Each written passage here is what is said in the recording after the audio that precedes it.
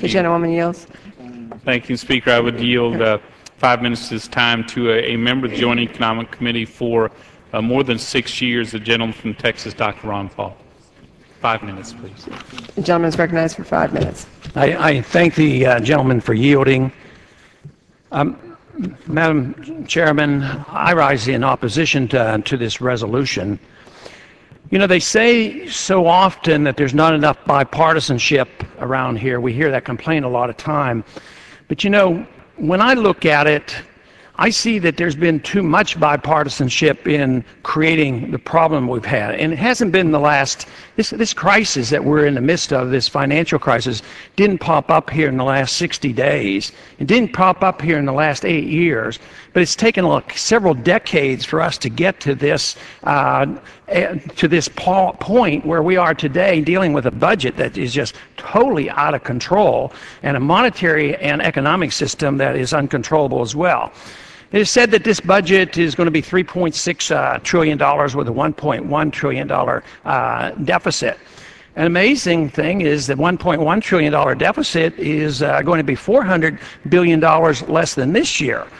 I'll wait and see if that really comes out, because that probably won't work out that way. Matter of fact, characteristically, the statistics that we hear when we talk about the budget are never reliable, especially when you're in a recession. In a recession, nobody can predict the revenues. The revenues are going to be a lot lower, and the expenditures are going to be a lot higher. So I am making a prediction that the spending will be over $4 trillion this year, and that the deficit is going to be over $2 trillion.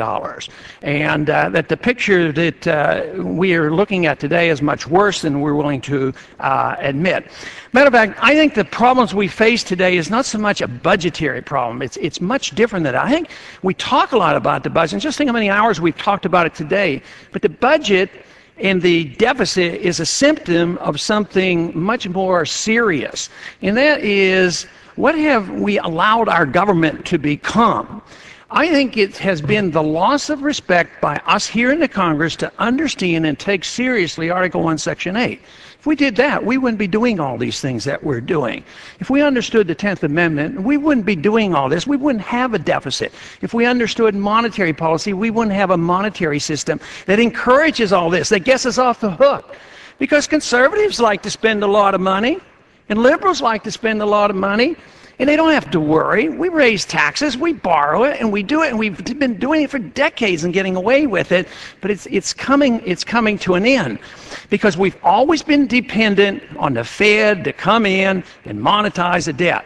Now, have they backed off in any way? No, they're expanding it. Not only do they buy in the market, they're buying it directly from the Treasury. They're only encouraging us to do even more of this. We have endorsed, as a Congress and as a people, a welfare warfare state. And that is not part of what America is supposed to be. And it encourages the spending and the borrowing and the deficits and all the inflation.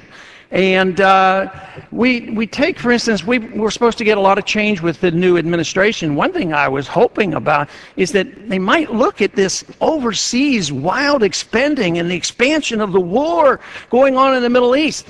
But the military budget, the war budget, is going up 9%. And as long as we have the expansion of the war, the dependency of the spending overseas, we're spending over $1 trillion a year maintaining the world empire. At the same time, we have runaway spending here on welfare here at home. It is unsustainable.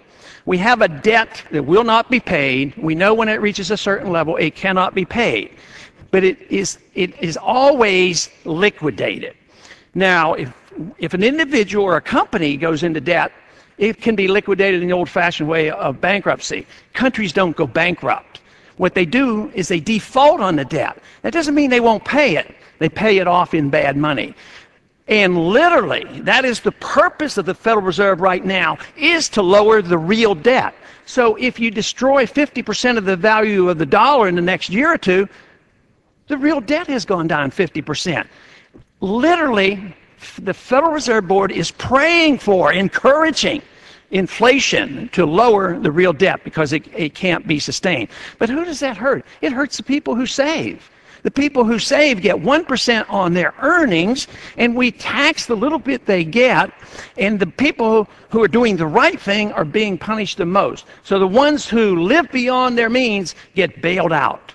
And it's a very bad system that we have, and we have to decide what the role of government ought to be. You know, we do blame the banks, we blame the business people and everybody, but you know, I have a lot of people who come to my office and they say, cut his, but don't cut my program. So we have to decide as a people, what should the role of government be? And if we think the role of government is going to be and should be the policeman of the world and to run the welfare state, Time has expired. this budgetary problem will never be solved. Gentleman is recognized for 30 seconds. I thank you for yielding. And let me just close by saying that the greatest danger I see right now is the placing of the blame for the crisis what we're in is that we had too much freedom, too much capitalism, not enough regulation. And they did this in the 30s. They're doing it even more now. Instead of saying that we overspent, overtaxed, overregulated, we have lost our confidence, and if we don't change that attitude, and if we accept this notion, accept international regulation, believe me, we're in big trouble. We'll lose our freedoms, we'll lose our sovereignty as well.